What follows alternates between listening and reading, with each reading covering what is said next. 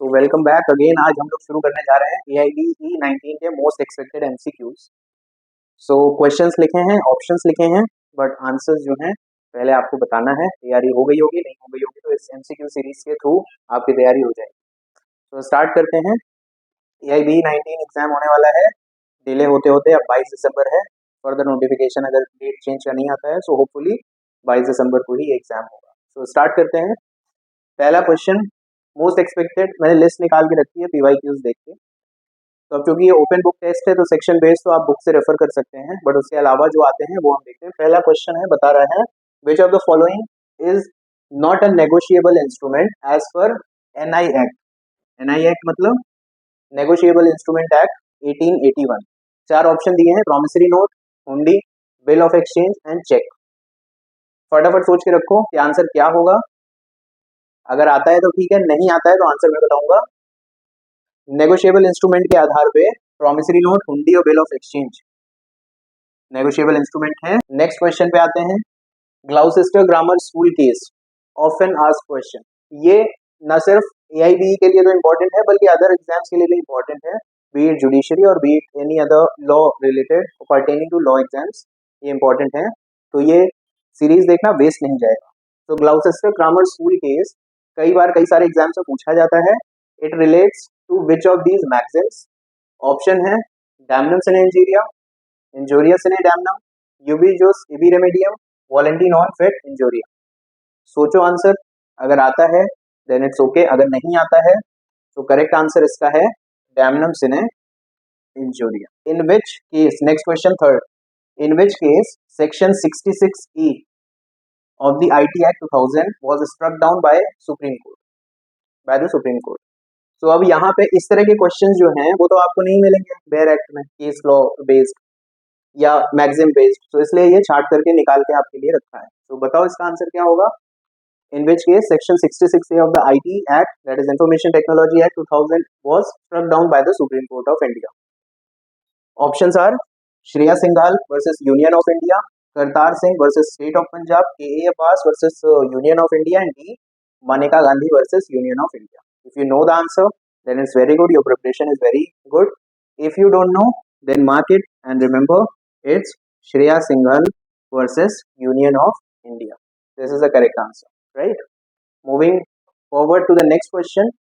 Fourth question, which case is a landmark case on the public trust doctrine in the environmental law, right?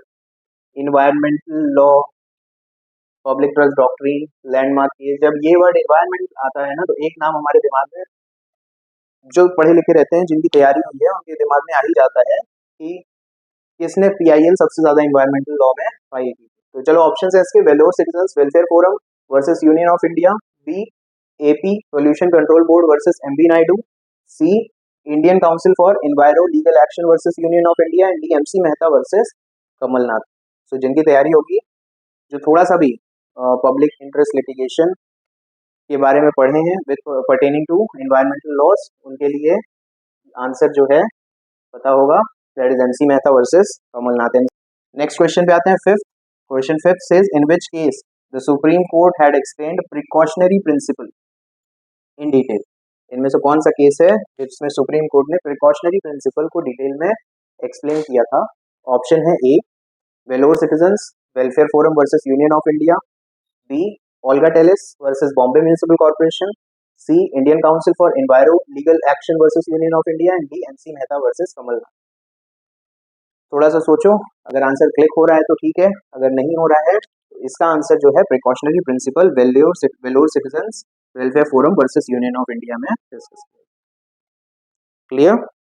Now coming on to the next question, what is the minimum number of directors required for a public company or for the formation of a public company? ये question company law से related है। सो इसके options हैं A 2, B 3, C 5 and D 7. If the answer is known to you then it's well and good, otherwise its correct answer is 3. Minimum 3 directors is required, remember, for the public company, not for the private company, right? Coming on to the next question is seventh question, which asks which authority acts as an appellate authority against the order made by disciplinary committee of the BCI, bar council of India. जो main words है ना उनको पकड़ो। कौन सी authority के बारे में पूछ रहा है कि कौन सी अथॉरिटी होगी जो क्या एक्ट करेगी as an appellate authority. Appellate authority यानी आप जहां अपील कर सकते हो। अगेंस्ट जो ऑर्डर उस अथॉरिटी ने बनाया है। मेड बाय द किसने, किस अथॉरिटी ने बनाया है, disciplinary committee of the bar council of India. जब बार काउंसिल ऑफ इंडिया की डिसिप्लिनरी कमेटी ने कोई ऑर्डर पास किया तो उसकी अपील आप किसके, उसके अगेंस्ट अपील आप कहाँ कर सकते हो। ऑप्शन है A chairman bar council of India, B vice chairman bar council of India, C high courts, D supreme court of India. सोचो थोड़ा सा। और एमसीक्यूज वाले जो क्वेश्चन होते हैं ना वो हमेशा दो ऑप्शंस ऐसे देंगे कि लगेगा ये भी आंसर है और ये भी आंसर है। तो हमको सोचो कहाँ पे होगा, चेयरमैन वाइस चेयर लग रहा है ना, चेयरमैन होगा या स्टेट में हाई कोर्ट होगा, बट इसका करेक्ट आंसर है सुप्रीम कोर्ट। ठीक है, बीसीआई की डिसिप्लिनरी कमेटी के द्वारा दिए गए किसी आदेश को किसी आदेश के विरुद्ध अगर आपको अपील करनी है तो उसकी एपलेट अथॉरिटी जो होगी वो सुप्रीम कोर्ट होगी। 7th question clear. अब आते हैं नेक्स्ट 8th क्वेश्चन पे। 8th क्वेश्चन बोल रहा है which provision of the advocates act 1961। अच्छे खासे क्वेश्चन आते हैं एडवोकेट्स एक्ट से, क्योंकि आप एआईबी का एग्जाम देने वाले हो, बार काउंसिल ऑफ इंडिया का, तो एडवोकेट्स एक्ट का एक अपना ही अलग महत्व है इसमें। सो कौन सा प्रोविजन एडवोकेट्स एक्ट का एम्पावर करता है, इस एक्ट को एम्पावर करता है बीसीआई को to prescribe the standard professional conduct and etiquette to be observed by advocates. समझे क्वेश्चन क्या बोल रहा है कि एडवोकेट्स एक्ट 1961 का कौन सा प्रोविजन बीसीआई को एम्पावर करता है ये प्रिस्क्राइब करने के लिए कि वो एडवोकेट्स जो प्रोफेशनल स्टैंडर्ड प्रोफेशनल कंडक्ट और एटिकेट ऑब्जर्व करना है एडवोकेट्स को, वो कौन सा प्रोविजन डिस्कस करता है। Section A section 42, B section 42A, C section 48A and D section 49। If you know the answer then it's good, if you don't know refer bare act, it is allowed for the AIB examination and for other examination it should be in your brain. This is very important question that it is section 49. clear। यहाँ पे mix subjects के MCQs बना के दे रहे हैं और 10 questions की series होंगी, so that it will be easier and convenient to you to revise. Free time में भी कर सकते हो एंड एग्जाम के एक रात पहले जरूरी आपके काम आने वाले हैं। नेक्स्ट आता है how many consumer rights are identified under COPRA. COPRA क्या है, कंज्यूमर प्रोटेक्शन एक्ट 2019 के अंतर्गत कंज्यूमर राइट्स कितने प्रकार के हैं। How many consumer rights are identified. Option is A2, B4, C6 and D8। सोच लो आंसर, अगर पता है तो बहुत अच्छी बात है, नहीं पता है तो इसका आंसर है 6 तरह के अधिकार जो है वो कंज्यूमर प्रोटेक्शन एक्ट में दिए हुए हैं। एंड इस सीरीज का लास्ट क्वेश्चन कह रहा है कि what penalty is prescribed for persons illegally practising in courts under the advocate act 1961। Advocate act 1961 का एक और क्वेश्चन कि क्या पेनल्टी दी जाएगी उस बंदे को जो इलीगल प्रैक्टिस कर रहा है कोर्ट्स में नियम तोड़ते हुए।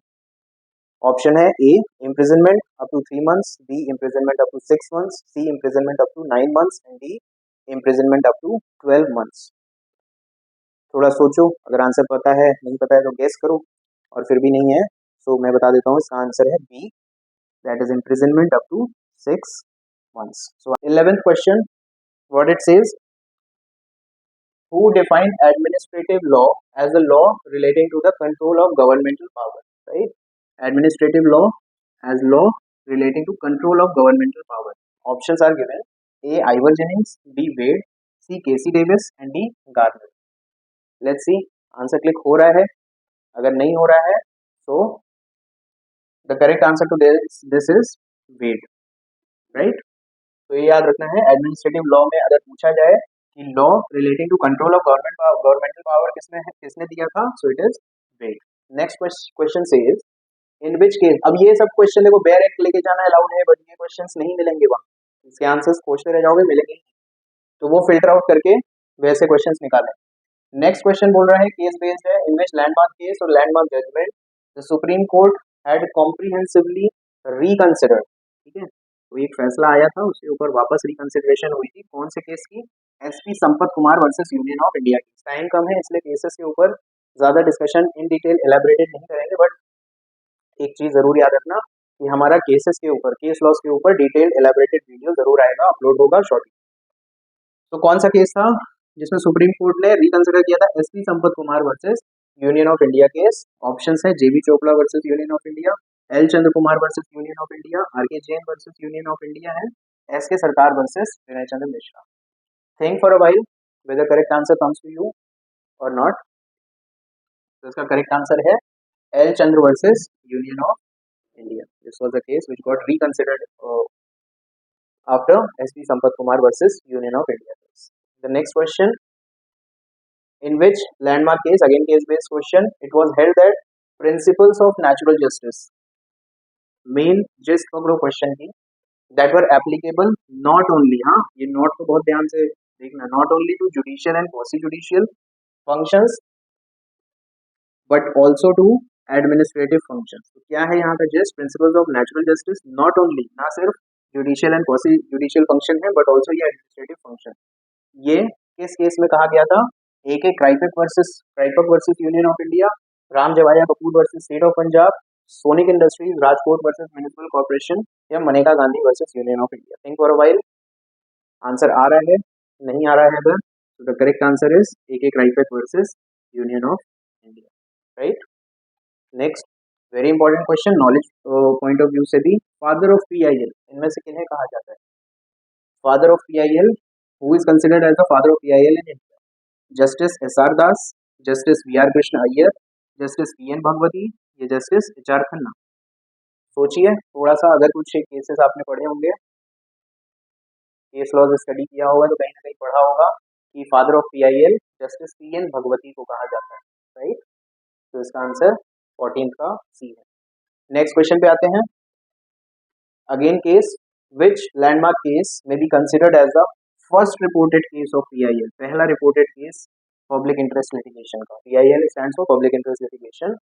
सो ऑप्शन देखते हैं. A SP Gupta versus union of India, B Hussain Ara Khatoon versus state of Bihar, C MC Mehta versus union of India, या D Kalyaneshwari versus union of India. तो इन चारों में से कोई एक नाम क्लिक हो रहा है. कई एक बार ना अंदर की इनर फीलिंग से आपको आंसर करेक्ट लगता है कि ये होगा, तो देखो कौन सा लग रहा है. SP गुप्ता होगा, हुसैन आरा खातून होगा, MC मेहता या कल्याणेश्वरी. अगर आ रहा है तो ठीक है, अगर नहीं तो ये आंसर था Hussain Ara Khatoon versus state of Bihar. Correct. अब थोड़े क्वेश्चन फैमिली लॉस के भी हैं. फैमिली लॉ भी एक इम्पोर्टेंट सब्जेक्ट है. तो 16th क्वेश्चन बोल रहा है, what is a contract of marriage? इनमें से कौन सा तलाक का टाइप कहता है कि contract of marriage may be dissolve by the wife under a power delegated to her? Question का जस्ट समझो. मुस्लिम लॉ में शादी जो होती है वो कॉन्ट्रैक्ट होती है, मैरिज एक कॉन्ट्रैक्ट होता है. ठीक है. तो इनमें से कौन से तलाक का टाइप जो है वो ये कह रहा है कि कॉन्ट्रैक्ट ऑफ मैरिज जो डिसॉल्व होगा किसके द्वारा? वाइफ के द्वारा, उसको पावर डेलीगेट की गई मुस्लिम लॉ में. तो उसके ऑप्शन है A तलाकुल सुन्नत, B तलाकुल बिद्दत, C तलाके तफवीज, या D तलाके हसन. ये चार टाइप्स के तलाक हैं. तो इनमें से किस टाइप के तलाक में ये कहा गया है कि कॉन्ट्रैक्ट ऑफ मैरिज डिसॉल्व कर सकती है वाइफ, उसको पावर दी गई है? तो ये है, सोचो, अगर आ रहा है दिमाग में तो ठीक है, नहीं आ रहा है तो इसका आंसर है तलाके तफवीज. मुस्लिम लॉ का क्वेश्चन है, मुस्लिम फैमिली लॉ का. नेक्स्ट क्वेश्चन है, what is the meaning of बातिल मैरिज? बातिल मैरिज क्या होती है मुस्लिम लॉ में? मुस्लिम लॉ में बातिल मैरिज किसको कहते हैं? ऑप्शन है एक valid marriage, B void marriage, C voidable marriage, या D irregular marriage. Think, try to answer. नहीं आएगा तो बाद में तो मैं बताऊंगा. ये गेस करो ना, valid marriage, void marriage, voidable या irregular. The correct answer is void marriage. बातिल मैरिज मतलब void marriage. Next question family law से ही है, हिंदू फैमिली लॉ से.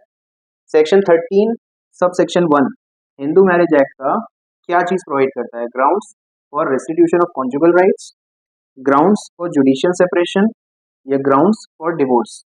इनमें से कौन सी चीज को section 13 sub clause sub section 1 deal करता है? ऑप्शन में है A first and second both, B second and third, C third and first, and D only third. So देखो यहाँ पे पहले में बोल रहा है रेस्टिट्यूशन ऑफ कॉन्जुगल राइट्स और जुडिशियल सेपरेशन. सेकंड ऑप्शन में बोल रहा है जुडिशियल सेपरेशन या ग्राउंड्स फॉर डिवोर्स. तीसरे में बोल रहा है grounds for divorce and restitution of conjugal rights. तो तीसरे में बोल रहा है only third, that is grounds of divorce. So that is the only answer, grounds of divorce, grounds for divorce. Next आता है, विच इज नॉट, नॉट को तो बहुत ध्यान से पकड़ना, लेकिन कई बार क्वेश्चन में ऑप्शंस गलत हो जाते हैं क्योंकि हम नॉट पे ध्यान नहीं देते। Not a recognise ADR mechanism under the CPC. ADR alternate dispute resolution. Option है A arbitration, B conciliation, C Lok Adalat and D negotiation. सो इसका आंसर जो है that is D negotiation. ADR mechanism में नहीं होता है। देन नेक्स्ट आते हैं, इंडियन एविडेंस एक्ट का क्वेश्चन है जो कि अभी बीएसए से चेंज हो गया है, तो ये तो हम क्वेश्चन कर ही लेंगे। इसका प्रोविजन बीएसए में कहाँ चला गया है वो जरूर पढ़ लेना, वो हो सकता है पूछ लें घुमा के question. Which section of Indian evidence act 1872 is an exception to hearsay rule. इसको टेक्निकली डाइंग डिक्लेरेशन भी कहा जाता है। तो डाइंग डिक्लेरेशन इनडायरेक्टली पूछ रहे हैं, कहाँ दिया है? A section 32 subsection 1, B section 32 subsection 2, C section 32 subsection 3 and D section 32 subsection 5। Think for a while, अगर तुम्हें क्लिक होता है आंसर तो ठीक है, गट फीलिंग से भी कभी कभी आंसर आते हैं, अदरवाइज का आंसर है सेक्शन 32 का first. Clear? In which case, पहला क्वेश्चन बोला 21st, in which case did the supreme court clarify the admissibility of electronic record as evidence. Question बहुत इंटरेस्टिंग है, एग्जाम के लिए तो है ही, तुम्हारे नॉलेज के लिए भी अच्छा है। ऐसा कौन सा केस था जिसमें सुप्रीम कोर्ट ने इलेक्ट्रॉनिक रिकॉर्ड को एज एविडेंस एडमिसिबल कर दिया? ऑप्शन है Anwar PV versus PK Basheer, B state of Haryana versus Jai Singh, C state of Maharashtra versus Natwarlal Damodar Das Soni and D state of Punjab versus Jagir Singh. Think for a while, आपने कहीं भी अगर पढ़ा होगा तो आंसर जरूर आपके दिमाग में क्लिक कर जाएगा, और अगर नहीं करेगा तो अब याद रखना ये बहुत इंपॉर्टेंट लैंडमार्क जजमेंट था, Anwar PV versus PK Bashir का। ठीक है, डिटेल में हम नहीं कर पाएंगे अभी क्योंकि क्विक रिवीजन चल रहा है एआई का, और डिटेल में के लिए केस लॉस के अलग से वीडियो जरूर बनेंगे। Next, which is the correct statement related to leading questions. Leading questions कहाँ पूछे जा सकते हैं इंडियन एविडेंस एक्ट 1872 में? ऑप्शंस हैं, leading questions A may be asked in examination in chief, B may be asked in cross examination, C may be asked in reexamination and D can not be asked in cross examination. अगर पढ़ा होगा तो click होगा तुम्हें जरूर, और अगर नहीं पढ़ा है तो याद रखो कि लीडिंग क्वेश्चन, ये क्वेश्चन एक ऐसा क्वेश्चन है जो घुमा फिरा के पूछते हैं, मोस्ट एक्सपेक्टेड क्वेश्चन है। तो लीडिंग क्वेश्चन आंसर है मे be asked in cross examination. Clear?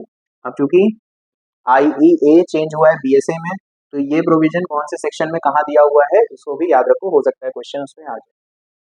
23rd question deal कर रहा है in which provision of IEA 1872 dying declaration. हम लोग पिछले वीडियो में भी इसको कर चुके हैं, क्वेश्चन को घुमा घुमा के पूछा जा सकता है। तो कौन से सेक्शन में डाइंग डिक्लेरेशन का प्रोविजन दिया हुआ है? एंड ये कहा गया है कि डाइंग डिक्लेरेशन में B admitted as evidence. Option है A section 25, B section 29, C section 32 and D section 37। तो इसका करेक्ट आंसर है, थोड़ा सोचो, अगर पढ़ा होगा तो जरूर आएगा दिमाग में तुम्हारे, और इसके पहले वाला वीडियो भी हमने किया है उसमें सेक्शन प्रॉपर्ली डील किया हुआ है। इसका आंसर है सेक्शन 32। नेक्स्ट 24th बोल रहा है in which provision of the Indian evidence act. इसको भी आपको बीएसए से, भर्ती साक्ष्य अधिनियम से कंपेयर करना है कि कहीं शिफ्ट हुआ है, निकल गया है या कहाँ पे चला गया। ये एनालिसिस करोगे तो बीएसए के सेक्शंस भी रिकॉल हो जाएंगे। In which provision of Indian evidence act 1872 says that confession made to police officer shall not be proved against him. ये भी एक जीके का क्वेश्चन है, लीगल जीके का क्वेश्चन है। ऑप्शन है A section 24, B section 25, C section 26 and D section 27। इसका answer अगर तुम्हें नहीं क्लियर है तो AIB exam open book test के बैरक से बोल के भी देख सकते हो, इसका आंसर है सेक्शन 25। बट अगर बीएसए से रिलेटेड पूछ लिया तो टेबल मैच कर लेना कि सेक्शन अगर कहीं शिफ्ट हुआ है या सेम है या हट गया, देख सकते हो, आपको वो सेक्शन भी रिकॉल हो जाएगा। 25th सीपीसी का क्वेश्चन है, इसमें पूछा गया है ज्यादा से ज्यादा एट मैक्स कितने एडजर्नमेंट्स ग्रांट किए जा सकते हैं पार्टी को हियरिंग ऑफ द सूट के दौरान, सुनवाई के दौरान, बात की सुनवाई के दौरान कितने मैक्सिमम एडजर्नमेंट्स जो है दिए जा सकते हैं। ऑप्शंस दिए A 2 times, B 3 times, C 4 times and D no prescribe limit. सोचो, इसका आंसर है, अगर पढ़ा होगा तो क्लिक होगा ये आंसर। हर चीज आप बेर एक्ट में नहीं खोजते फिरोगे, नहीं टाइम निकल जाएगा और पेपर खत्म नहीं होगा। इसका आंसर है 3 टाइम्स। ये सब तो बहुत जनरल चीजें हैं जो दिमाग में फिक्स ही रहती हैं। अगला क्वेश्चन बोल रहा है, अगर पढ़ाई करो तो फिक्स रहती है। अगला क्वेश्चन बोल रहा है which provision of CPC 1908 makes the doctrine of रेस जुडिकेटा। रेस जुडिकेटा में एक्सप्लेनेशंस बहुत सारे दिए हुए हैं, उन एक्सप्लेनेशंस में रिप्रेजेंटेटिव सूट की कौन सी एक्सप्लेनेशन बात करता है? ऑप्शन है res judicata is given under section 11, option है section 11 explanation 5, B section 11 explanation 6, C section 11 explanation 7, D section 11 explanation 8। तो इसका करेक्ट आंसर है, आया क्या? नहीं आया। उसका करेक्ट आंसर है section 11 explanation 6। Clear? Now next, which of the following can not be considered as a suit of civil nature? ये बहुत ऑफन आस्क्ड क्वेश्चन है, जुडिशरी में भी बहुत आता है कि सूट ऑफ सिविल नेचर कौन सा है और कौन सा नहीं। Suit of civil nature section 9 में है, इसके ऊपर प्रॉपर एक वीडियो बना हुआ है हमारा, वो भी आप देख सकते हैं सीपीसी की प्लेलिस्ट में जाके। सो देखते हैं option, suits for recovery of voluntary payments और offerings, suit for rights of franchise, suit for specific reliefs, suit relating to rights of worship. अब अगर उस वीडियो को आप देख लेंगे तो इसका आंसर आपको क्लिक हो जाएगा, तो वो वीडियो जरूर देख लेना अगर सेक्शन 9 क्लियर नहीं है। फिलहाल इसमें अगर क्लिक हो रहा है answer then it's well and good, और जरूर आंसर क्लिक हो जाते हैं अगर आपने कहीं भी पढ़ा हुआ है या क्लास में ध्यान से पढ़ा हुआ है कॉलेज में या आपकी कोचिंग क्लास में, तो आपको आंसर क्लिक हो जाते हैं। The answer is suits for recovery of voluntary payments और ऑफरिंग्स। ठीक है। 28 क्वेश्चन बोल रहा है which procedure is dealt under section 164A of the CrPC. ये भी चेंज हुआ है बराबर, सीआरपीसी भी कानून चेंज हुआ है, तो ये प्रोविजन कहाँ शिफ्ट हुआ है नए कानून में, वो आपको देखना, भारतीय न्याय सुरक्षा समिति का, बीएनएसएस। सो 164A में किसकी बात करता है? A medical examination of rape victim, B attendance of witness by police officer, C recording of confession statement, या D recording of FIR by police officer. ये भी बहुत often asked question in multiple exams, not only AI, in fact in judiciary as well. So medical examination of rape victim is the correct answer. The next comes, how many types of punishment are currently given or existing under the IPC 1860? IPC किस में convert हो गया है? BNS, भारतीय न्याय संहिता।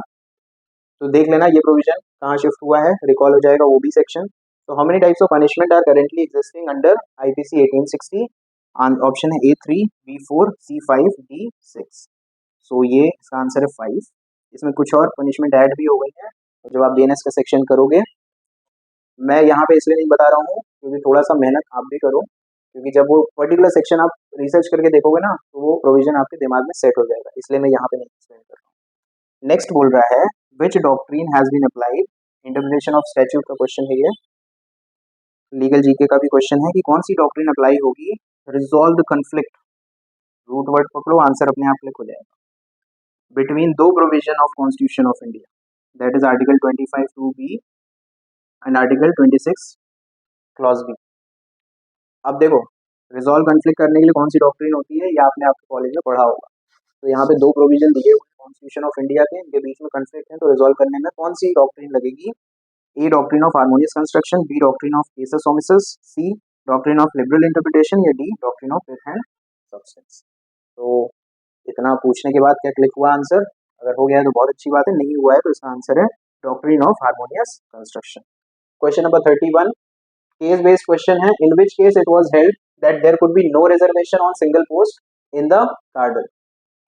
Option है A Chakradhar Paswan versus state of Bihar, B KC Vasant Kumar versus state of Karnataka, C ABB SK Sangh railway versus union of India, and D state of Kerala versus NM Thomas. MCQ की एक बहुत अच्छी खासियत होती है कि अगर आपने उससे रिलेटेड चीज कभी भी कहीं भी पढ़ी है और वो आपके सबकॉन्शियस माइंड में है तो वो जरूर आपको क्लिक कर जाएगा। सो देखिए क्वेश्चन वापस पढ़ो, ऑप्शंस पढ़ो, ये बहुत इंपॉर्टेंट चीज होती है। जब आप MCQ सॉल्व करते हो बहुत लोग जल्दी जल्दी में कर देते हैं और गलत टिक हो जाता है, फिर बाद में पता चलता है यार क्वेश्चन में नॉट लगा था या which of these does not belong to, ऐसा था। तो यहाँ पे अब हम देखते हैं ये क्वेश्चन पढ़ के ऑप्शंस देख के कुछ क्लिक हो रहा है, अगर नहीं हो रहा है तो अभी याद रखना कि किस केस में ये कहा गया था कि no reservation on single post in the cadre, that is the Chakradhar Paswan versus state of Bihar. Clear? Coming to the next question, question number 32 which constitutional provision is relevant for solving questions of repugnancy between central and state law? Central और state law के बीच जब भी रिपग्नेंसी होती है, दोनों एक दूसरे को कॉन्ट्राडिक्ट करते हैं, तो किस कॉन्स्टिट्यूशन के प्रोविजन में इसको सॉल्व करने का मेथड या प्रोसीजर लिखा हुआ है। ऑप्शन है article 248, article 252, article 254 and article 256। अगर कभी भी कहीं ये पढ़ा होगा तो जरूर आपको क्लिक होगा, और नहीं पढ़ा होगा तो अब याद रखना कि रिपग्नेंसी बिटवीन सेंट्रल एंड स्टेट जब होती है तो उसको सॉल्व करने का कॉन्स्टिट्यूशनल प्रोविजन आर्टिकल 254 में दिया हुआ है। अब बोलना नहीं, और आगे से जो पढ़ाई करना वो इसी तरह से करना, एमसीक्यू अगर उसमें आ जाए so you will be able to solve it. Next question, which constitutional amendment act was passed in the light of the advisory opinion received in Ray Berugari? बहुत इंपॉर्टेंट केस है इंडियन लॉ में, बहुत important constitutional case है re Berubari. We are going to discuss case laws in one of the separate playlist and separate series, but अभी time constraint है, हमको फटाफट revision करना है। तो ये याद रखो, ऑप्शन इसका है 44th amendment 1955, B 7th amendment 1956, C 9th amendment 1960 and D 11th amendment 1960। याद आ रहा है? जिन्होंने कभी भी इस बारे में पढ़ा होगा तो उनको क्लिक होगा, नहीं पढ़ा है तो अब नहीं भूलना कि 9th कॉन्स्टिट्यूशनल अमेंडमेंट जो है वो रे बेरुगरी केस के बाद it was passed in the light of the advisory opinion received in re Berubari case. Next is case based question again, which landmark case is the landmark judgment on the colourable legislation? This is one of the doctrine elaborated in the interpretation of statutes. Doctrine of colorable legislation we will discuss in detail in another video. फिलहाल इस पे concentrate करते हैं कि कौन सा colourable legislation का landmark case है जिसका लैंडमार्क जजमेंट आया। ऑप्शन है state of Bihar versus Maharaja Dhiraj Kameshwar Singh, B M Karunanidhi versus union of India, C state of Karnataka versus union of India and D Keshav Madhav Menon versus state of Bombay. अगर पढ़ा होगा तो क्लिक होगा, अगर नहीं तो याद रखो इसका आंसर है state of Bihar versus Kameshwar Singh. Kameshwar Singh को महाराजा धीराज की उपाधि मिली थी, तो ऐसे भी क्वेश्चन में आ सकता है। नेक्स्ट, विच रिट? रिट के ऊपर बहुत क्वेश्चन आते हैं, याद रखो रिट के ऊपर क्वेश्चन आएगा ही आएगा। तो 5 रिट्स हैं, अच्छे से रेडी कर लेना। Which writ is issued to which writ is issued to enforce performance of public duties? Performance of public, gist पकड़ो तुरंत क्लिक कर जाएगा कौन सा writ. Performance of public duties by the authority. आ रहा है कुछ ध्यान में? ऑप्शन है A mandamus, B quo warranto, C certiorari, D prohibition. इसका प्रोनाउंसिएशन सर्शियोरराई या सर्शियोररी। क्या है ऑप्शन इसके? 4, बताओ कौन सा है? Performance of public duties by the authority, घुमा फिरा के क्वेश्चन आता है, ये 2 वर्ड को कैच करना है, 2 वर्ड अगर है तो it will B mandamus. 36 question, कौन सा प्रोविजन कॉन्स्टिट्यूशन का किस देश से लाया गया है? ये जब हम कॉन्स्टिट्यूशन पढ़ते हैं उसके शुरू में ही ये अच्छे से क्लियर होना चाहिए। उसी के ऊपर क्वेश्चन आ गया है कि concept of freedom of trade and commerce, freedom of trade and commerce कहाँ से आया? इसका कॉन्सेप्ट इंडियन कॉन्स्टिट्यूशन में, A America, B Australia, C Ireland, D. पढ़ा है तो क्लिक होगा, नहीं पढ़ा है तो गेस करो। कभी कभी गेस वर्क काम कर जाता है, हमारे सबकॉन्शियस माइंड में कॉन्सेप्ट होता है but we are not able to recollect it, इसीलिए मैं टाइम दे रहा हूँ हर क्वेश्चन के बाद कि गेस करो। सो गेस करने पे अगर तुम्हारा ऑस्ट्रेलिया आ रहा है तो आंसर सही है, नहीं आ रहा है तो आप फिक्स कर लो दिमाग में कि इसका आंसर क्या होगा। 37th क्वेश्चन बोलता है extra judicial confession means. 37th में एक्स्ट्रा जुडिशियल कन्फेशन, ऑप्शंस पढ़ोगे शायद क्लिक हो जाए। A confessions made either to police और person, B confessions made before magistrates, C confessions made before जजेस and D none of. Click हुआ? अगर नहीं हुआ तो देखो कैसे, जुडिशियल, मैजिस्ट्रेट, जज, राइट। सो जुडिशियल, मैजिस्ट्रेट और जज तो रिलेटेड है। फर्स्ट ऑप्शन में क्या दिया है? Confession made either to police officer, जो जुडिशियल पार्ट का सिस्टम का हिस्सा नहीं है, या तो पर्सन अदर देन जजेस एंड मैजिस्ट्रेट। लग रहा है ना? तो this is how also you can eliminate other options. This is called the trick of elimination while solving MCQ. तो ये है इसका answer. 38 very often asked question not only in AIB but also in other examinations including the judiciary. Family law का बहुत important question है, सापिंडर relationship का मतलब क्या होता है? ए ऑप्शन में है, देखो ये याद रखो मदर फादर सब में दिया हुआ है, ठीक है? तो मदर की 3rd जनरेशन तक, फादर की 7th जनरेशन तक। बी ऑप्शन में बोल रहा है मदर की 3rd जनरेशन तक, फादर की 6th जनरेशन तक। सी ऑप्शन में बोल रहा है मदर की 5th 3rd जनरेशन तक, फादर की 5th जनरेशन तक, एंड 4th ऑप्शन बोल रहा है मदर की 2nd जनरेशन, फादर की 5th जनरेशन। जिन्होंने पढ़ा होगा उनको आंसर क्लिक हो रहा होगा, अगर नहीं भी पढ़ा है तो एक गेस करो, देखते हैं तुम्हारी गेसिंग वर्क कितना अच्छा है। सो इसका अगर आपको गेस करने पे आंसर आ रहा है 3rd generation from the mother and 5th generation from the father, तो आपका आंसर करेक्ट है। 39th बोलता है which one of these is not a ground of void marriage. अब यहाँ इस तरह क्वेश्चन में गलती होती है, इसीलिए क्वेश्चन एमसीक्यू सॉल्व करने का वे होता है पहले रीड करो अच्छे से, 3 बार 4 बार रीड करो, और इन्हीं क्वेश्चंस में गड़बड़ होती है। हमें लगता है कि विच of these is a ground पूछा है, बट नॉट हम देखते नहीं है, तो ये मिस्टेक नहीं करना है, क्वेश्चन ढंग से 2 बार एटलीस्ट पढ़ना ही पड़ेगा। अंडर सेक्शन 11 में of the Hindu marriage act में इनमें से जो दिए हुए हैं उनमें से कौन सा ग्राउंड, ध्यान से सुनो, नहीं है? A bigamy, B degree of prohibited relationship, C sapinda relationship, या डी चाइल्ड मैरिज।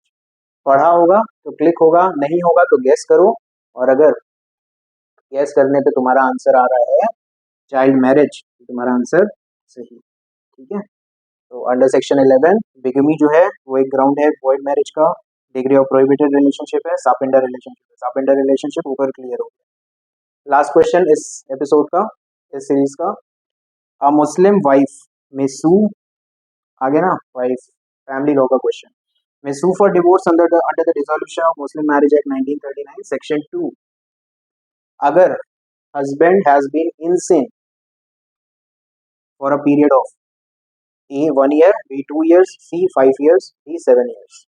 तो इसका आंसर सोचो, नहीं सोच रहे हो तो गेस करो, नहीं पता है तो, और अगर गेस करने पे तुम्हारा आंसर आ रहा है बी 2 ईयर्स तो तुम करेक्ट हो। विच of the following is, again question read करना बहुत जरूरी है, हर वीडियो में कह रहा हूं मैं, क्वेश्चन ध्यान से रीड करना है। Which one of the following is not a document according to Indian evidence act 1872। Option है A an inscription on a metal plate और स्टोन, बी अ मैप और a plan, C a caricature, and D none of these.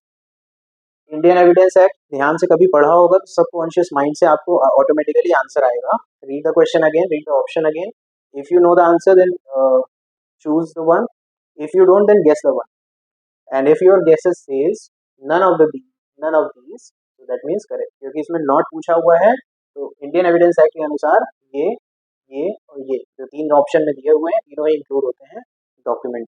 Come to the next question, doctrine of res gestae is discussed in, बहुत सारे pronunciation है, हमारी language तो है नहीं, बाहर की है, तो जैसा जो आपको इजी लगे कर सकते हो, रेस जेस्टे या रीज जेस्टे, जो भी एक पसंद हो। इसकी बात किस सेक्शन में की गई है Indian evidence act? Indian evidence act replace हुआ है बीएसए से, भारतीय साक्ष्य अधिनियम, तो वहां पे ये सेक्शन कहाँ पे चला गया है, ये सेम जगह पे है, वो देख लेना। बता इसलिए नहीं रहा हूँ क्योंकि देखोगे, थोड़ा रिसर्च करोगे, तो जिन क्वेश्चन को रिसर्च करोगे वो क्वेश्चन आपके दिमाग में सेट होंगे। सो डॉक्ट्रिन ऑफ रेस जेस्टा आ रहा है क्या? ऑप्शन है section 5, section 6, section 10, section 11।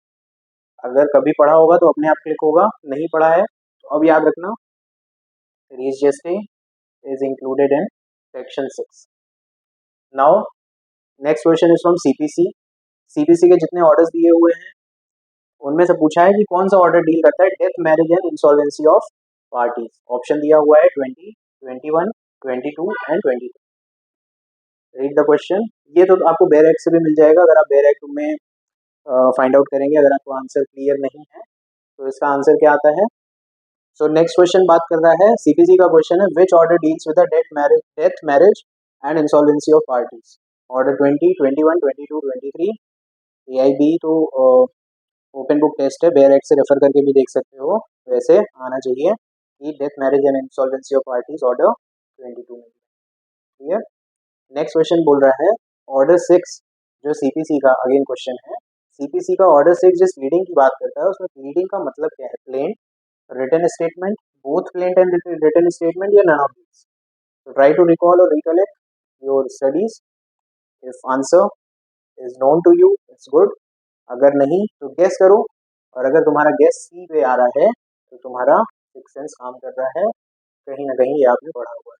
Next question very important, कौन सा सेक्शन सीपीसी का डील करता है? तो which section of CPC deals with the concept of res judicata. Pronunciation again बोलो, हमारे लैंग्वेज है नहीं तो चेंज अलग अलग हो सकते हैं, रेस जुडिकेटा या रीस जुडिकाटा। किस सेक्शन से डील करता है? Section 10, section 11, section 12, section 13। सोचो थोड़ा। आ रहा है सेक्शन 10, सेक्शन 11, 12, 13। अगर आ रहा है गेस वर्क में 11 तो तुम्हारा आंसर सही। सेक्शन 10 जिस कॉन्सेप्ट की बात करता है वो है रेस रीज सबजुडाइज। अगला क्वेश्चन अगेन सीपीसी से है। तो which order of CPC deals with the temporary and इंटरलॉक्यूटरी injunction? Order 38, 39, 40, 41। ये भी डायरेक्ट से देख के बता सकते हो, अदरवाइज इसका आंसर जुडिशरी वगैरह के एग्जाम दोगे तो भी क्वेश्चंस आते हैं ऐसे, तो वहां पे तो डायरेक्ट अलाउड नहीं है लेके जाना फ्री के लिए। सो टेम्पररी इंटरलॉक्यूटरी इंटरजेक्शन का आंसर 39 अगर आ रहा है तो ठीक है, नहीं आ रहा है तो अब याद रखो। नेक्स्ट क्वेश्चन पूछा है who has the power of summary trial? Summary trial करने की पावर किसके पास होती है? किसी केस का समरी ट्रायल करना। पहला ऑप्शन है चीफ जुडिशियल मैजिस्ट्रेट, दूसरा ऑप्शन है मेट्रोपॉलिटन मैजिस्ट्रेट, तीसरा ऑप्शन है any JMFC that is judicial magistrate of first class empowered by high court, और तीसरा है ऑल ऑफ दिस। तो समरी ट्रायल का प्रोसीजर जब आप सीपीसी में पढ़ेंगे या सीआरपीसी में पढ़ेंगे तो सो नेक्स्ट क्वेश्चन 47 बात कर रहा है सीआरपीसी का क्वेश्चन है who has the power of summary trial of a case. अब ये कैसे पता है? सीआरपीसी का क्वेश्चन है, मैजिस्ट्रेट्स आए हैं। ऑप्शन है CJM chief judicial magistrate, option 2 metropolitan magistrate, option C any JMFC that is judicial magistrate first class empowered by the high court, और all of these. So summary trial procedure कभी भी पढ़ा होगा तो उसमें अच्छे से पढ़ा होगा तो क्लियर होगा कि ये तीनों ही के पास पावर है ट्रायल करने का, समरी ट्रायल किसी भी केस का करने का। So answer all of 48 case law based question, very important. Section 125 CrPC का जो था, जो बात करता था मेंटेनेंस की, ये secular in nature. Secular in nature मतलब हिंदू मुस्लिम सिख ईसाई आपस में भाई भाई, धर्मनिरपेक्ष रहेगा इन कैरेक्टर। ये इनमें से किस केस में ऑब्जर्व किया गया था? ए है Lalita Kumari versus state of UP, B है Arnesh Kumar versus state of Bihar, C है Mohammed Ahmed Khan versus Shah Bano Begum case, and D है Selvi versus state of Karnataka. बहुत इंपॉर्टेंट क्वेश्चन है ये, बहुत इंपॉर्टेंट लैंडमार्क जजमेंट था, एक लैंडमार्क केस का। अगर क्वेश्चन वापस पढ़ो, ऑप्शन वापस पढ़ो, क्लिक हो रहा है, कभी भी अगर पढ़ा होगा तो जरूर अंदर से आवाज आती है कि होगा यही आंसर, और अगर नहीं आ रहा है तो अब याद रखना कि secular in character section 125 of CrPC को कहा गया था शाह बानो बेगम केस। बहुत इंपॉर्टेंट केस है और बहुत फेमस जजमेंट रहा है इसका। 49 question again Indian evidence act का है। इसका रेफरेंस, इसका आंसर जो भी होगा वो तुम्हें जाना है बीएसए में, भारतीय साक्ष्य अधिनियम जो आईए का रिप्लेस किया है आईईए को, इंडियन एविडेंस एक्ट को, वो बात कर रहा है presumptions as to dowry death. ये कौन से सेक्शन में दिया हुआ है? ऑप्शन है 113 ए, 113 बी, सेक्शन 11 या सेक्शन 114 बी। अगर कभी भी पढ़ा होगा, ये कई बार पढ़ा होगा अपने लॉ स्टडीज के दौरान, तो ये presumptions as to dowry death. Answer अगर क्लिक हुआ तो ठीक है, नहीं हुआ तो अब याद रखना ये 113 बी में दिया, ये इसलिए दिया हुआ है कंफ्यूज करने के लिए, तो ध्यान से रखो presumptions of dowry death is given in 113 D B D B. ऐसे ट्रिक्स निकालो। 50th क्वेश्चन इजी है एंड ऑफन आस्क्ड भी है, एंड गलतियां भी होती हैं इसमें कई बार। An offence for which a police officer may arrest a person without warrant is known as, without की वजह से लगता है नॉन ऐड होगा इसमें। सो ऐसे ऑफेंसेस जहां पे पुलिस ऑफिसर किसी भी बंदे को अरेस्ट कर सकते हैं जहां वारंट की जरूरत नहीं होती, इन्हें क्या कहा जाता है? A non cognizable offence, B cognizable offence, C bailable offence, या डी नन ऑफ दीज। या नॉन बेलेबल ऑफेंस भी ऑप्शन में दे सकते हैं। तो विदाउट की वजह से लगता है कि यहाँ पे इसके आंसर में नॉन आएगा, बट ऐसा नहीं, इसका एक्चुअल आंसर है cognizable offence. UCC in India बहुत ज्यादा चर्चे में, यूसीसी का फुल फॉर्म होता है uniform civil code. UCC in India is the fundamental right, DPSP directive principle of state policy, government policy या कॉन्स्टिट्यूशनल राइट। क्वेश्चन पूछा है uniform civil code is a part of fundamental right, DPSP, government policy या constitutional right. कभी भी अगर पढ़ा होगा आपने फंडामेंटल राइट्स, अगर पढ़े भी होंगे कॉन्स्टिट्यूशन में तो आपको क्लिक कर जाएगा उसमें है या डीपीएसपी में है और अगर क्लिक नहीं हो रहा है तो याद रखिए uniform civil code is given in the DPSP. Clear? Coming to the next question, 52nd. In which case the Supreme Court decided that a constitutional amendment is a law.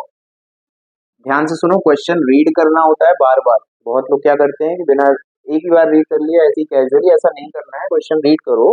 पूछ रहा है, केस रिलेटेड क्वेश्चन है.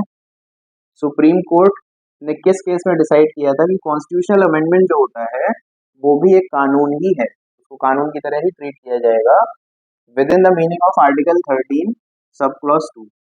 और इसलिए if it violates any of the FRs, अगर वो कानून कोई भी फंडामेंटल राइट को वायलेट करता है तो उसको वॉइड किया जाएगा. ये बात किस केस में कही गई? 4 ऑप्शन दिए हैं. Sajjan Singh versus state of Rajasthan, Keshavananda Bharati versus state of Kerala, Indira Sawhney versus union of India, Golaknath versus state of Punjab. चारों ही बहुत इंपॉर्टेंट केस लॉ हैं, बहुत इंपॉर्टेंट लैंडमार्क जजमेंट आए थे इसमें. सो अगर पढ़ा होगा तो आंसर क्लिक हुआ होगा, नहीं पढ़ा है तो अब याद रखना कि ये बात कही गई थी Golaknath versus state of Punjab. Quick revision के लिए हम ये कर रहे हैं, तो जो जो चीजें क्लिक हो रही हैं भूलना नहीं है, एग्जाम से बहुत काम आने वाली. Next very important question, it is also case based question.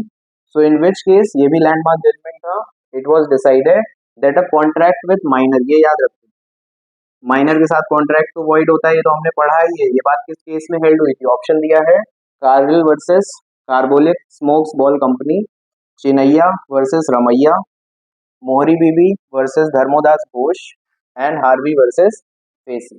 अगर कभी भी पढ़ा होगा, बेयर एक्ट ध्यान से पढ़ा होगा तो उसमें क्लिक कर जाना चाहिए. अगर नहीं हो रहा है तो याद रखो कॉन्ट्रैक्ट विद माइनर जो है उसका केस है मोहरी बीबी वर्सेस धर्मोदास घोष.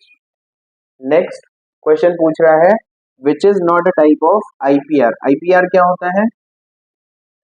आईपीआर होता है intellectual property rights.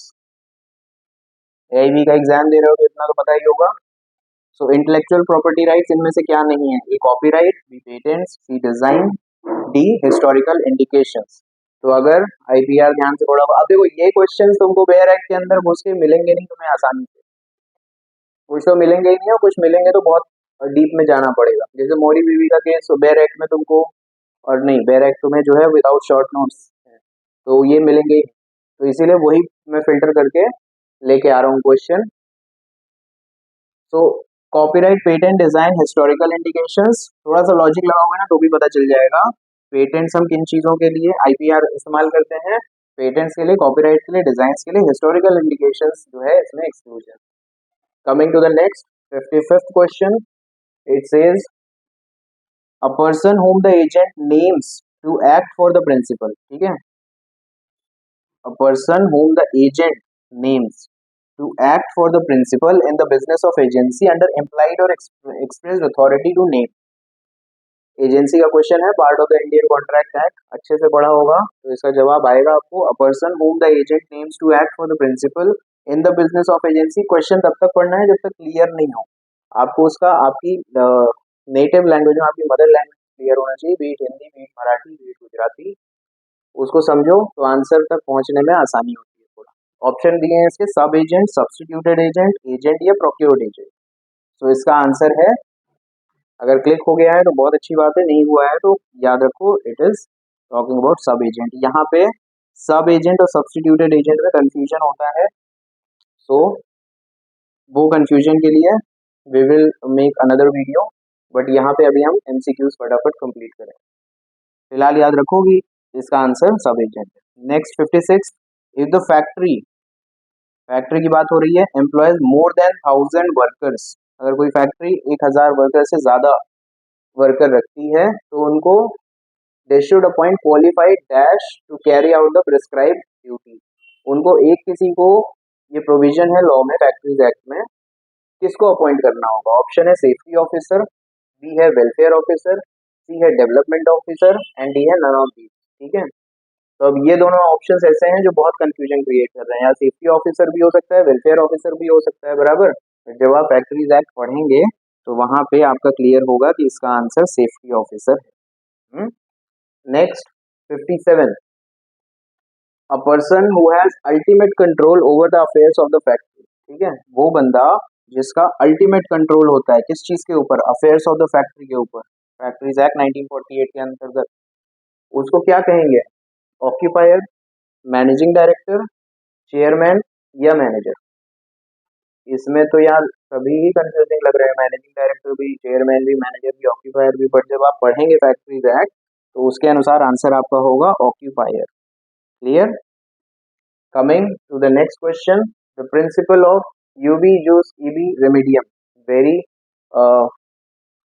Important and often asked legal phrase, legal maxim and legal principle. तो ये प्रिंसिपल किस केस में डिसाइड हुआ था? ऑप्शन है Winterbottom versus Wright, Chapman versus Pickersgill, Ashby versus White, Rylands versus Fletcher. ठीक है, अगर अभी तक क्लियर है तो आंसर क्लिक हो गया होगा। अगर ये बात नहीं क्लियर है कि ये प्रिंसिपल किस केस में डिसाइड हुआ था, तो आज के बाद याद रखना एशबाय वर्सेस वाइट, ये है इसका correct answer. Clear? Now next, अब तो आप लोग एडवोकेट बन गए हैं, बनने जा रहे हैं, उसी का एग्जाम दे रहे हैं एआईटी का।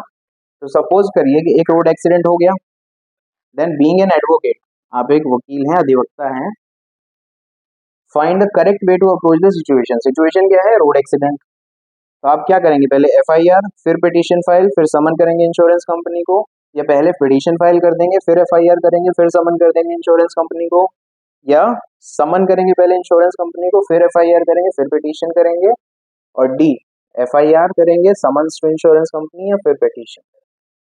ये भी एक लॉजिक बेस्ड क्वेश्चन है, थोड़ा सा दिमाग लगाओगे तो आ जाएगा।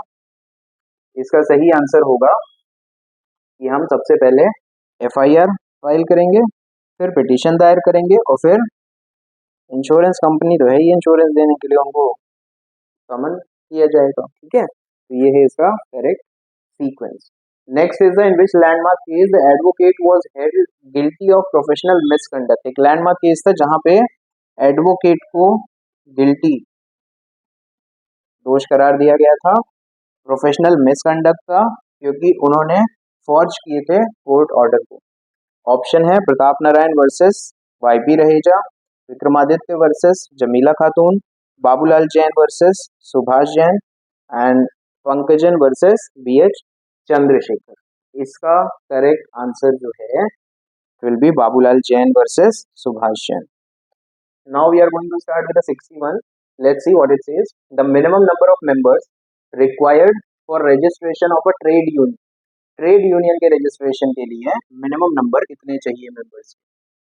ठीक है, कहीं भी पढ़ा होगा, सबकॉन्शियस माइंड से क्लिक हो जाता है। देखो, मैं क्वेश्चन पढ़ने के बाद टाइम क्यों दे रहा हूँ आपको, डायरेक्ट आंसर क्यों नहीं बता रहा हूँ, ताकि रिकॉल करो शायद हो, और अगर रिकॉल करने पे आपका आंसर 7 आया है तो वो सही है। Coming to the next question, mister X, a person who is intended by mister Y. Question read करना है, तब तक रीड करना है जब तक आपको समझ में नहीं आ जाता है, एंड क्वेश्चन को मन ही मन अपनी मदर लैंग्वेज में ट्रांसलेट करना, क्योंकि मदर लैंग्वेज में जो आप ट्रांसलेट करोगे तो उस क्वेश्चन के एसेंस तक पहुंचोगे, और कहीं ना कहीं अगर कभी पढ़ा होगा तो सबकॉन्शियस माइंड से आंसर आपको खुद ब खुद आएगा।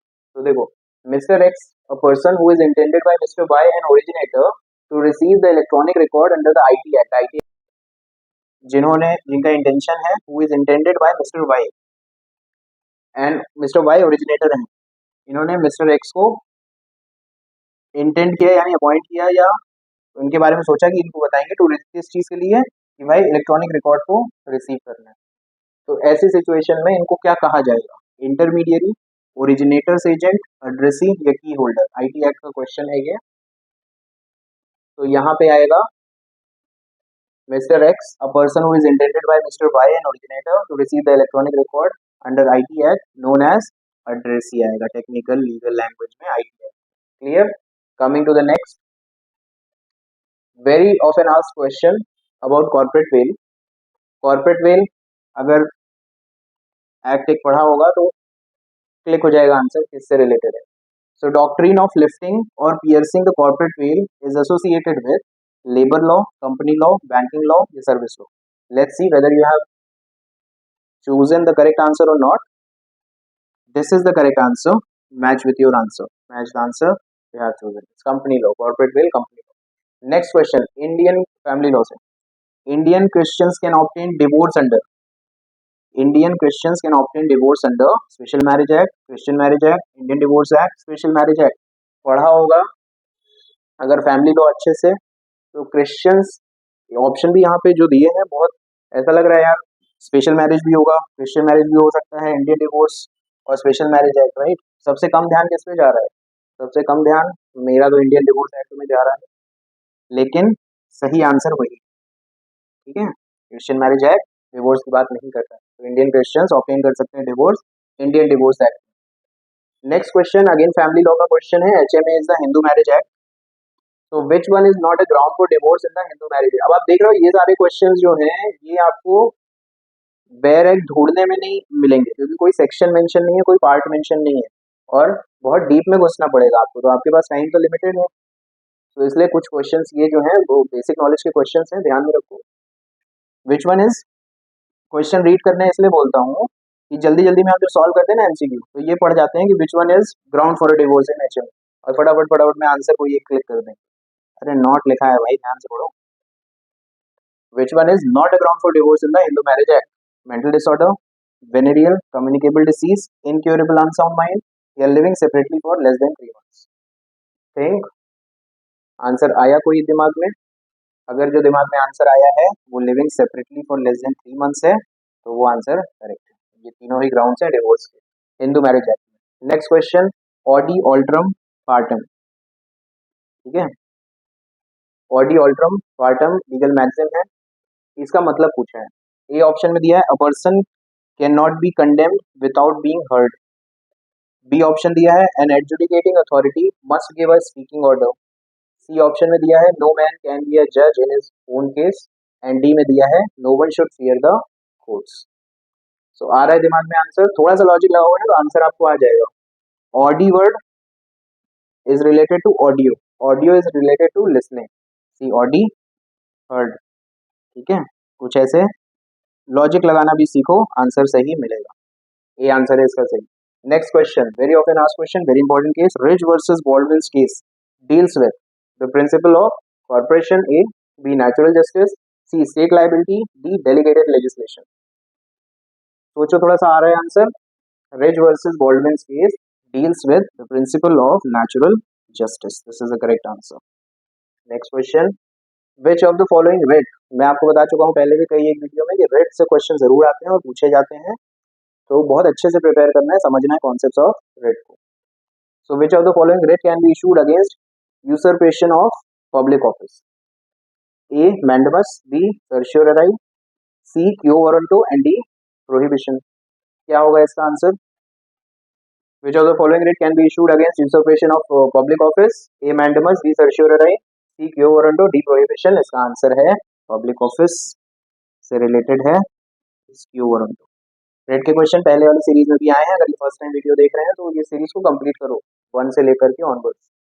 Next question, very important case, landmark judgment Hussain Ara Khatoon versus state of Bihar में कौन सा राइट, कौन सा लीगल प्रिंसिपल राइट इमर्ज होके आया था as a basic fundamental right? A right to speedy justice, B right to clean environment, C right to free legal aid, या D none of the above. Answer अगर पढ़ा होगा इसको अच्छे से तो आ रहा होगा, अगर नहीं आ रहा है तो याद रखो, हुसैन आरा खातून जो है वो स्पीडी जस्टिस से डील करता है। Clear? Last question of this series, which of these is not a real purpose of PIL? PIL is a public interest litigation। पहला बोल रहा है vindication of the rule of law, दूसरा बोल रहा है meaningful realization of FR's fundamental rights, तीसरा बोल रहा है facilitate effective access to justice, and next getting famous and making wealth। यार क्वेश्चन पढ़ के ना ऑप्शन ध्यान से पढ़ लोगे तो अपने आप तुमको which purpose is not relevant click हो जाएगा, ठीक है। नॉट दिया है ना। Which of the following cases will not be entertained as PIL? Writs के ऊपर, PIL के ऊपर, पब्लिक इंटरेस्ट लिटिगेशन के ऊपर क्वेश्चन बहुत आते हैं। क्वेश्चन अगेन रिपीट कर रहा हूँ, बहुत ध्यान से पढ़ना है, कंफ्यूजन हो जाती है कभी कभी, क्या जल्दी जल्दी में विच of the following cases will be entertain हम पढ़ते हैं और नॉट भूल जाता है, तो ये गलती नहीं करनी। क्वेश्चन पढ़ोगे तो लॉजिकली या एनालिटिकली तुमको आंसर क्लिक हो जाएगा। कभी भी लाइफ में अगर वो कॉन्सेप्ट पढ़ा होगा या कहीं भी कम अक्रॉस हुआ होगा तो वो सबकॉन्शियस माइंड से आंसर आ ही जाता है। तो which of the following cases will not be entertained as PIL, public interest litigation? A family pension, B petitions from riot victims, C neglected children, या डी लैंडलॉर्ड टेनेंट मैटर। तो अगर PIL का objective पता है और question के options अगर हम देखें तो हमें क्लिक हो जाएगा। आई होप जिन्हें क्लियर होगा उनको क्लिक हो गया होगा। Answer is the family pension of PIL, public interest litigation, जनहित याचिका। आप जनहित में फैमिली पेंशन थोड़ी फाइल कर सकते हैं, right. Next question, very important question. And हाँ, ये सारे क्वेश्चन सिर्फ AIB के लिए नहीं बल्कि judiciary exam, law related exams, legal general knowledge and legal knowledge के लिए, लीगल कॉन्सेप्चुअल नॉलेज के लिए बहुत इंपॉर्टेंट। तो बिल्कुल अच्छे से देखिए इस सीरीज को। So leading case, section 73 of the Indian contract act किससे डील करता है? अब सेक्शन 73 इंडियन कॉन्ट्रैक्ट एक्ट क्या बोलता है? बेयर एक्ट खोल के देखो ताकि वो क्लिक भी हो जाए आपको। Robinson versus De Latour, Robinson versus Davison, Hadley versus Baxendale, Dickinson versus Dodds. तो अगर थोड़ा पढ़ा होगा तुमने कॉन्ट्रैक्ट एक्ट अच्छे से, तुरंत क्लिक हुआ होगा answer Hadley versus Baxendale. This is the correct answer to this question. Next one, maxim based, the actus non facit reum nisi mens sit rea. इस मैक्सिम का मतलब क्या है? ऑप्शन क्वेश्चन अच्छे से पढ़ने के बाद ऑप्शंस को भी प्रॉपरली अच्छे से पढ़ना है। पहला बोल रहा है there can be no crime without a guilty mind. कई बार ऐसा होता है कि हम क्वेश्चन पढ़ के नहीं जाते, हम प्रिपेयर नहीं होते, फिर भी लॉजिक लगा करके हमें आंसर क्लिक हो जाता है। तो ध्यान से ऑप्शन पढ़ो, there can be no crime without a guilty mind, उसका मीनिंग समझो। Crime has to be coupled with guilty mind, हर एक क्वेश्चन का, हर एक ऑप्शन का मीनिंग समझो इंग्लिश में और अपनी लैंग्वेज, ठीक है। इंग्लिश और अपनी लैंग्वेज में समझोगे तो बहुत आसानी से समझेगा। तो actus non facit reum nisi mens sit rea का मतलब होता है there can be no crime without a guilty mind. अगर क्लियर था तो ठीक है, नहीं क्लियर था तो अब कर लो, अब नहीं बोलना। क्विक रिवीजन AIB के लिए। कास्टिंग काउच, जो बॉलीवुड फिल्म इंडस्ट्री में कास्टिंग काउच जो हुआ था या जो होता है वो किस चीज का एग्जाम्पल है? A sexual assault, B sexual harassment, C both A and B, and D none of the above. तो अगर थोड़ी बहुत भी जानकारी होगी तो casting couch can be related to sexual harassment. Next, frustration of contract. अब बेयर एक्ट में ऐसा थोड़ी लिखा हुआ है कि जब आप आंसर, फॉर एग्जांपल मान लो इसका आंसर एक्स है, तो एक्स में जब आप जाओगे बेयर एक्ट में तो वहां पे थोड़ी लिखा हुआ है कि ये सेक्शन को बेयर एक्ट में ये कहा जाता है फ्रस्ट्रेशन ऑफ कॉन्ट्रैक्ट। तो उस तरह से क्वेश्चंस फिल्टर करके मैं लेकर गया हूँ आपके लिए ताकि इजी हो जाए थोड़ा आपको समझना। Quick revision of frustration of contract is provided in which section? Options are section 73, section 70, section 74 या सेक्शन 56। जिन्होंने पढ़ा होगा, जिनकी तैयारी अच्छे से होगी, उनको क्लिक हो गया होगा आंसर, और नहीं क्लिक हुआ है तो याद रखना F for frustration and F for 56, section 56 correct answer. Next question 76, promissory estoppel against government agencies. ध्यान से पढ़ना, promissory estoppel against government agencies is decided in which of the following cases? A. Tweedle versus Atkinson, B. Dutton versus Poole, C. Ornami Oil Mills versus State of Kerala, D. Kedarnath versus Gauri Mohammed। Case याद था तो बहुत अच्छी बात है, नहीं आता तो अब याद रखो, promissory estoppel against government agencies is decided in Ornami Oil Mills versus State of Kerala। Clear? Next question, every person who is a member of a defense service और holds a civil post, मतलब civil service का बंदा है, under union, he holds the office during the pleasure of, doctrine of pleasure से related है ये। A prime minister, B president, C council of minister, D both A and B. तो answer अगर आ गया है तो बहुत अच्छी बात है, नहीं आया तो ये याद रखो ये सारे लोग प्लेजर ऑफ प्रेसिडेंट के लिए काम करते हैं। Answer is B, doctrine of pleasure constitution की डॉक्ट्रिन है, डिस्कस करेंगे constitution.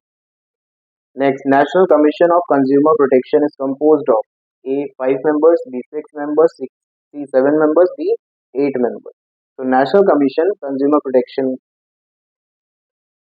is composed of 6 members. Remember this, right? Next question 79. ये तो थोड़ा इंटरेस्टिंग भी क्वेश्चन है कि सेक्शन 2 मोटर व्हीकल्स एक्ट का, मोटर व्हीकल्स एक्ट 1988 का, जिसमें टर्म यूज की गई है मोटर कार, इस मोटर कार का मतलब क्या है? Any motor car, motor vehicle constructed or adapted to carry not more than 5 passengers including the driver, 6 passengers including the driver, 5 passengers or excluding the driver, and D 6 passengers excluding the driver. तो इसका answer motor vehicles act में मिलेगा, और जो general चीज है इसको थोड़ा सा ध्यान भी रखो कि इसका आंसर है सेक्शन 2 मोटर व्हीकल्स एक्ट का। मोटर कार को बताता है, यानी मोटर व्हीकल कंस्ट्रक्टेड और adopted to carry not more than 6 passengers including the driver, ठीक है, ये बताता है। देन इस सीरीज का नेक्स्ट, इस एपिसोड का नेक्स्ट क्वेश्चन है, ये भी लॉजिक लगाओगे आ जाएगा, कॉन्ट्रैक्ट का क्वेश्चन है। ये ऑप्शन पढ़ोगे अगर ध्यान से मन लगा के, मीनिंग से एक्सप्लोर करके, तो भी तुम्हें आंसर आ जाएगा। Contractual liability arises where there is offer and acceptance, there is intention to create legal action, ये वर्ड छोड़ना नहीं है, contractual liability. There is loss to one party, the loss of one party is the gain of the other party. तो क्या होगा यहाँ पे? Contractual liability arises when, answer आया, आ गया तो बहुत अच्छी बात है, नहीं आया तो भूलना नहीं। Contractual liability, there is an intention to create legal action, clear. 81 Advocates Act 1961 came into force on A 19th May 1961, B 19th April 1961, C 1st May 1961, D 19th January 1961। जो इस तरह के क्वेश्चंस होते हैं ना, वो मैं तो याद करने का मेरा ट्रिक ऐसा है कि अगर वो डेट के आसपास या सेम डेट में कोई हमारे फ्रेंड्स रिलेटिव का बर्थडे या एनिवर्सरी वगैरह है, तो उससे मैं रिकॉल कर लेता हूँ। ऐसा अगर आपका भी होता है तो आप रिकॉल कर लीजिए, जिन्होंने पढ़ा होगा उनको क्लिक हो गया होगा आंसर, दैट इट इज 19 में 1961।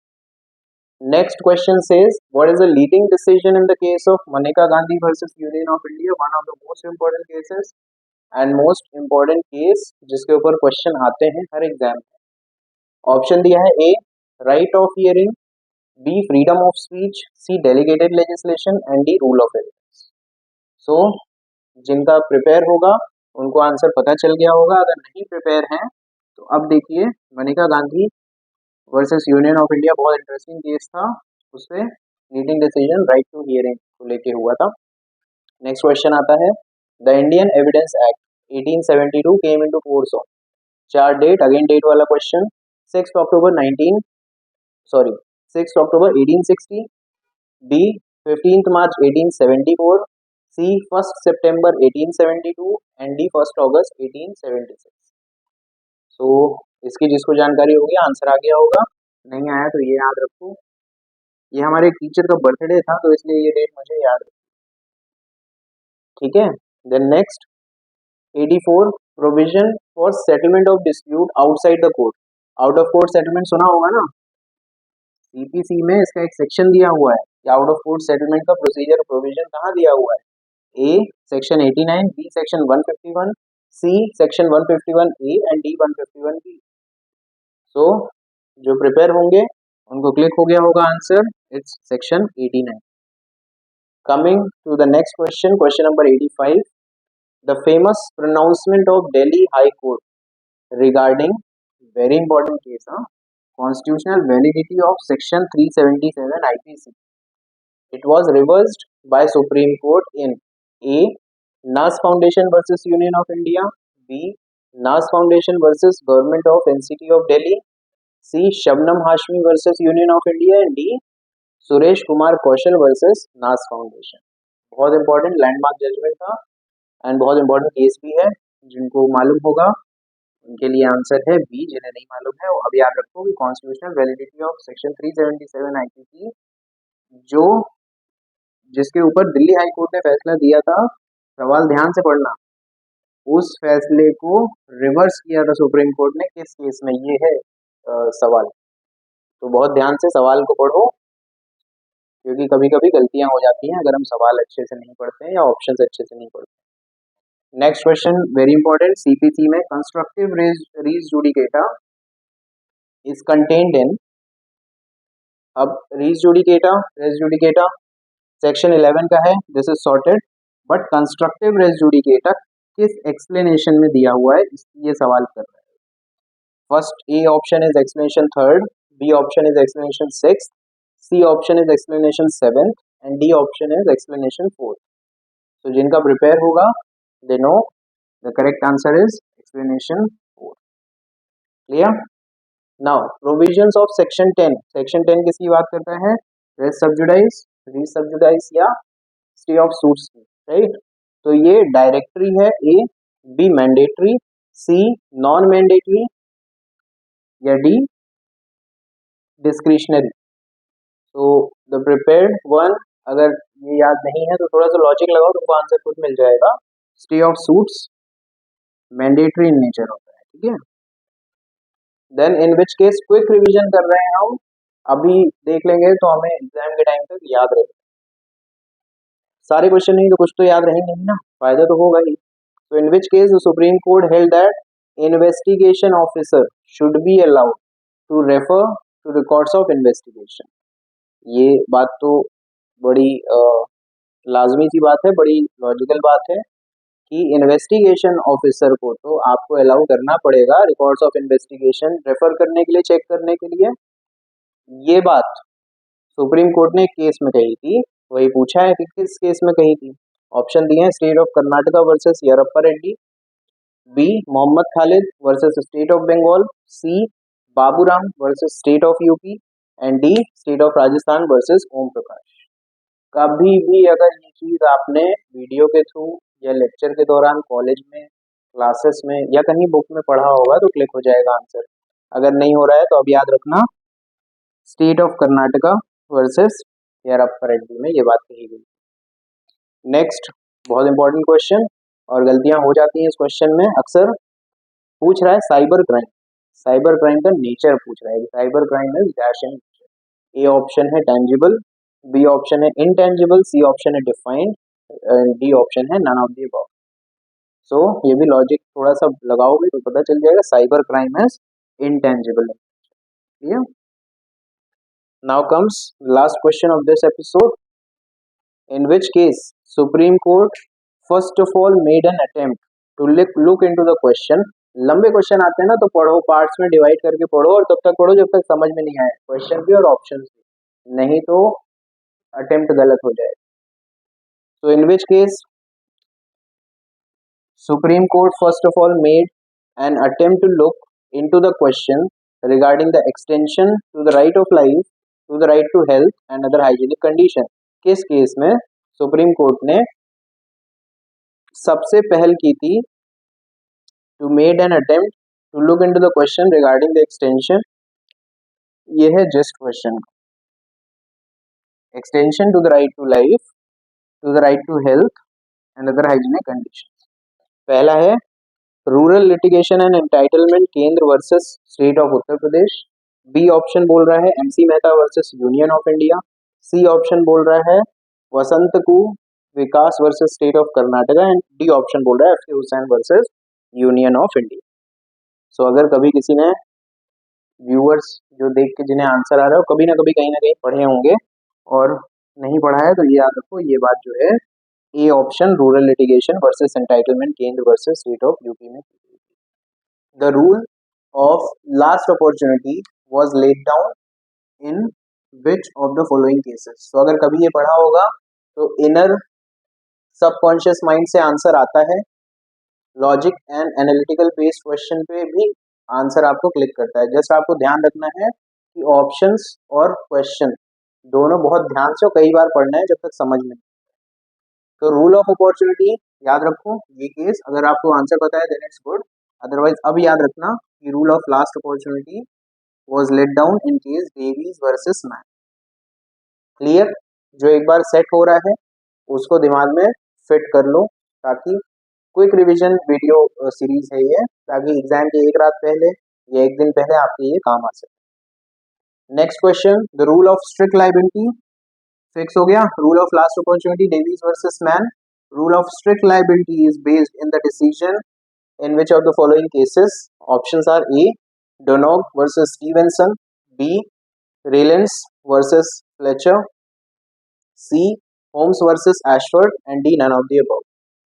पढ़ा होगा जिसने तो इतनी देर में तो उसको आंसर क्लिक हो गया होगा। जिन्होंने नहीं पढ़ा वो अब दिमाग में सेट कर लें, rule of strict liability deals with the Raylands versus Fletcher. Clear? Now comes the next question 93. How long a warrant of arrest shall remain in force? Arrest warrant कब तक फोर्स में रहता है, किसका क्वेश्चन है?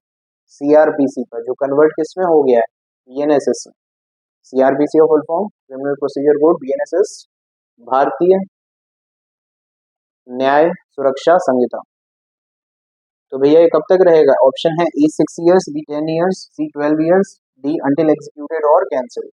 जिन्होंने पढ़ा होगा उन्हें क्लिक कर गया होगा कि आंसर है अंटिल एग्जीक्यूटेड और कैंसिल्ड। अरेस्ट वारंट जो है जब तक या एग्जीक्यूट हो जाए वारंट, तो या तो कैंसिल करे कोर्ट, तब तक वो फोर्स में रहेगा। अगला क्वेश्चन पूछा है रेस रीस इप्सा लोकेटर या रेस इप्सा लोकेटर, जैसा प्रोनाउंसिएशन आपको ठीक लगे यू कैन यूज। इस मैक्सिम का मतलब क्या है? ऑप्शन दिया है A, the thing speaks for itself, B, where there is a right there is a remedy, C, where there is a remedy there is a right, D, where no fault is there no remedy is there. So जिन्होंने ये maxim पढ़ा होगा, कभी legal language subject होता है आपके semester में, तो वहाँ पे लीगल मैक्सिम पढ़ाते हैं लीगल लैंग्वेज में। सो रेस रीस इप्सा लोकेटर, जिन्होंने पढ़ा होगा उनको तो आंसर क्लिक हो गया होगा अब तक। जिन्हें नहीं पता है उनके लिए ये रहा answer, the thing speaks for itself. Next, admission can be broadly categorised. ये क्वेश्चन के ऑप्शन बहुत ध्यान से देखना, A judicial, B extra judicial, C either A or B, and D both and A and B. अब इस तरह के क्वेश्चन में ना आपको ऑप्शन जानबूझ के कंफ्यूज करने के लिए देते हैं, so you need to be very alert and attentive. Admission concept जो है वो जिसका क्लियर होगा उसको आंसर आ गया होगा अब तक, और जिन्हें नहीं आया है तो याद रखना कि ये दोनों ही आंसर है। अब इन दोनों आंसर के लिए सी और डी जो है वो आई कैचिंग ऑप्शंस हैं दोनों ही, सो बट इसका आंसर होगा both A and B, not either A or B. Next question एक केस लॉ बेस्ड क्वेश्चन है। An advocate is under an obligation to uphold the rule of law and ensure that public justice system is enabled to function at its full potential. ये किस case में कहा गया था ये बात? पहले जो दिया हुआ है उसको पढ़ो, फिर उसको अपनी मातृभाषा में ट्रांसलेट करो। अगर वो कही हुई चीज़ तुम्हारे दिमाग में समझ में आ जाए तो ठीक है, नहीं तो 2 3 4 5 बार पढ़ो जब तक समझ में नहीं।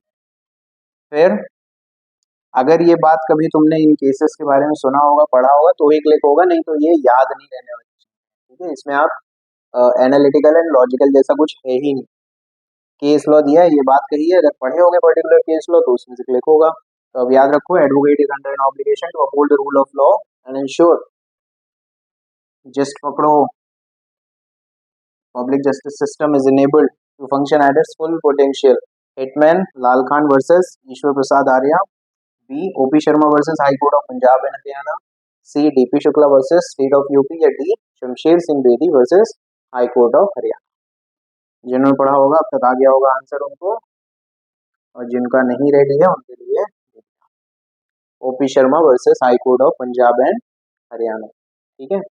नेक्स्ट, एन आर्बिट्रेशन प्रोसीडिंग, किस तरह की प्रोसीडिंग होती है वो? आर्बिट्रेशन प्रोसीडिंग को किस कैटेगरी में डालें? Judicial proceeding, quasi judicial proceeding, administrative proceeding, या नन ऑफ द अबव। जिनका कॉन्सेप्ट क्लियर होगा with respect to arbitration, answer click हो गया होगा। जिनका नहीं हुआ उनके लिए बताता हूँ, it's quasi judicial proceeding.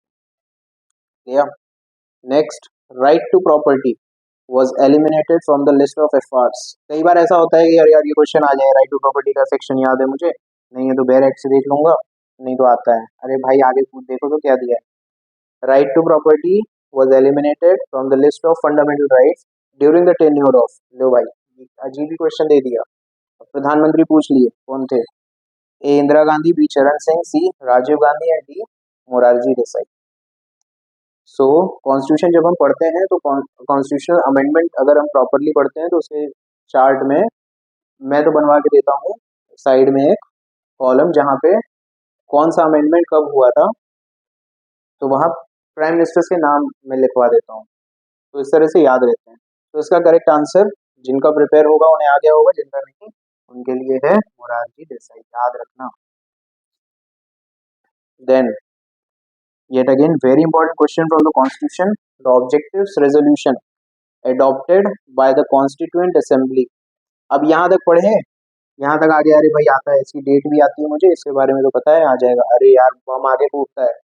The objectives resolution adopted by the constituent assembly, लो डेट तो दे ही दी है, on January 22 1947 was drafted by, किसने ड्राफ्ट किया, A Jawaharlal Nehru, B doctor B R Ambedkar, C doctor Rajendra Prasad, D B N Rau. तो इसका करेक्ट आंसर है,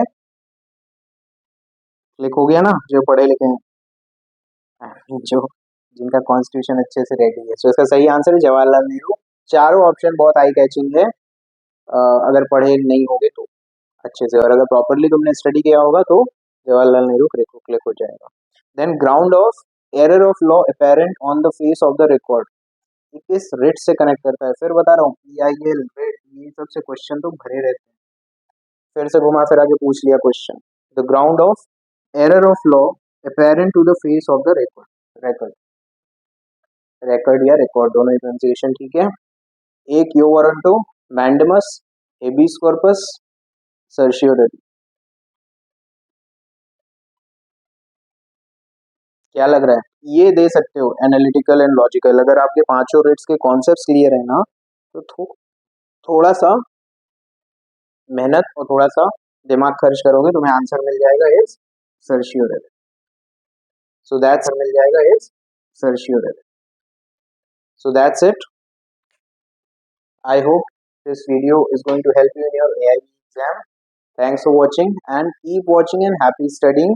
And remember, this video and this series is not only for AIB examination, but these questions will help you for judiciary examination, for your semester examination, to understand and clear your legal general knowledge and the basic concept clearance.